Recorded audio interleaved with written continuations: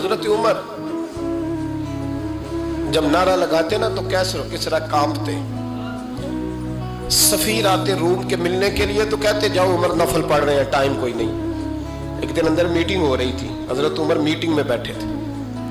आपके बेटे मिलने आए अब्दुल्ला इब्ने उमर।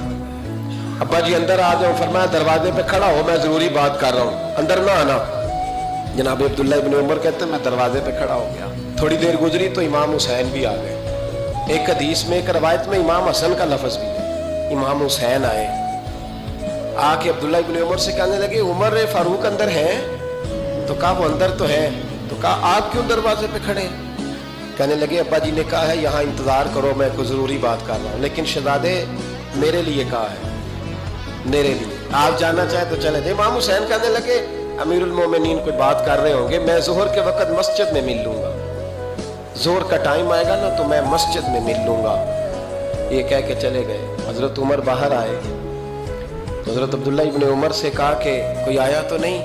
अर्ज की हुजूर हुसैन इब्ने अली आए, हुसैन इब्ने अली। तो कहा अंदर क्यों नहीं भेजा? कहा मैंने कहा था बेशक चले जाएं, लेकिन वो कह रहे थे कि मैं जोहर के वक्त मस्जिद में मिल लूंगा। तो सैयदना उमर फारूक फरमाने लगे अब्दुल्ला तुझे तेरी माँ रोए, हुसैन को क्यों वापस भेजा? जनाब उमर फारूक दौड़े गए, इमाम हुसैन के दरवाजे पे दस्तक दी।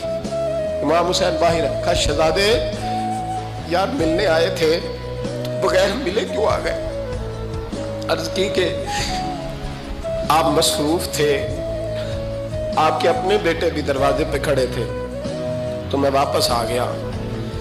इमाम हुसैन कहते उमर जज्बात में आ गए, सर से पगड़ी गिर गई। कहने लगे हुसैन मेरे बेटे का और हुसैन का क्या मुकाबला? क्या उसकी माँ का नाम फातिमा ज़हरा है? क्या उसकी नानी का नाम खदीजतुल कुबरा है? क्या उसके नाने का नाम मोहम्मद मुस्तफा है? और फिर सर से पगड़ी उतरी थी, अपने बाल जोर से पकड़ लिए। कहने लगे हुसैन मैं ना मक्के में ऊंट चराया करता था और डंडों से मार खाता था अपने बाप से।